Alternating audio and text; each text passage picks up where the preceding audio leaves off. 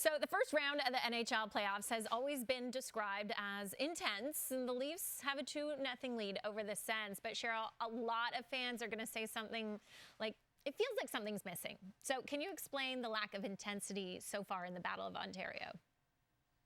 You know, it's interesting. I think it also has to do with the expectation, Sarah, right? I mean, the Battle of Ontario, and everyone is expecting fireworks to go off and fisticuffs and back and forth hockey. And yeah, it hasn't been quite that as of yet. I do think it will get there. But you're also looking at the Ottawa Senators and sort of that playoff inexperienced team. And so I think, especially in that first game, you could really see it, sort of the hesitation around the physical element, and then taking all of those penalties. And of course, the Toronto Maple Leafs capitalizing on it. Now, all of a sudden, they go into game two saying, listen, we got to make sure that we don't put them on the power play. So I think that physical engagement started to change because you're trying to sort of toe the line emotionally and not knowing, not having sort of the pedigree behind you to know and have been there and to understand what that feels like. I think that's just a little bit of settling in.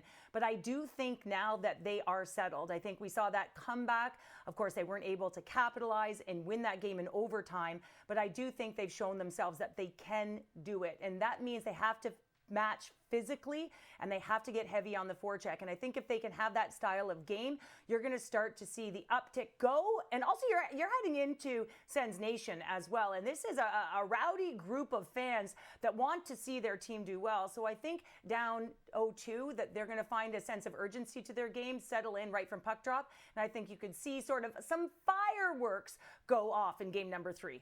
I hope you're right, Cheryl, because we all want to see those fireworks. Now, the Leafs, of course, they have the 2-0 series lead. Does it have more to do with their good play or the Sens' costly mistakes, as you mentioned, the penalties?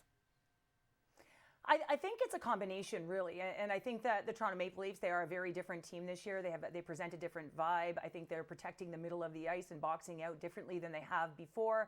You've seen their star players, their core four, get on the board. Morgan Rielly jumping in and activating. So you're seeing sort of a collective team right now that has a lot of belief and sense of urgency to get to the net. But for the Ottawa Senators, I think outside of sort of that first 40 minutes of play in that opening game, they settled right in. And you know that they've got, the Timmy Stützles, the Brady Tkachuk's, who everyone's been waiting for to see how he will do and manage the expectation on him as a playoff-style guy. And so in that second game, I really felt like they had the shot share in terms of they got to the middle of the ice a little bit better. I thought they were on the perimeter in game one. So they found ways to get to the middle, but they weren't opportunistic. They did not capitalize on their chances. And if you're going up against a Toronto Maple Leaf team with the likes of, Austin Matthews and Mitch Marner and Nylander and John Tavares, the way that he is playing right now, you better capitalize on your opportunities. And they just didn't find that way. And of course, in overtime, you have to be able to take your player and you have to impose your physical will. You have to make it difficult to get to your net. And so I think that was a very, very costly mistake. You have to have great spacing. You have to take your man and you have to be physically imposing. And I think that that's caught them, that's bit them, those costly mistakes. And Linus Ullmark does have to be better. Yeah, well, we'll see how this fan base is different in Ottawa and who they'll be taunting on the Leafs side, because we heard the Leafs fan taunting Brady Tkachuk the last 2 games. Now, the series shifts to Ottawa Thursday night for Game 3. It's not officially do or die, but of course it feels like it for the Sens, and maybe that will also add some intensity the fans have been calling for.